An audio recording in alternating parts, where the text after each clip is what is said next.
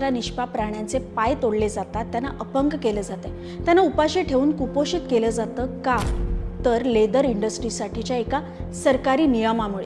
तो नियम असा आहे की प्राण्यांच्या स्किनचा जर कमर्शियल वापर करायचा असेल तर लुळे पांगळे आणि निरुपयोगी प्राणी यांचाच वापर केला जातो आणि अशा या निरागस प्राण्यांच्या काढलेल्या स्किनला लेदर असं सॉफिस्टिकेटेड नाव देऊन त्याला मोठ्या मोठ्या ब्रँड्सना विकलं जातं आणि हे ब्रँड्स यापासून बनवतात लाखो रुपये किमतीचे लक्झरियस प्रोडक्ट्स, जे प्रोडक्ट्स आपले लाडके सेलिब्रिटीज फॅशनच्या नावाखाली मिरवतात। डिओरची ही बॅग आहे 3,85,000 रुपयांची, पण ती बनते कशापासून माहितीये? वासराच्या कातड्यापासून। याच पद्धतीने लुई वितॉनचे हे 1,60,000चे लेदर शूज, पण यातही यूज केलंय गाईचं कातडं। किंवा हे गुचीचे हे फर जॅकेट बनवलंय सशापासून आणि याची किंमत आहे 8,81,000।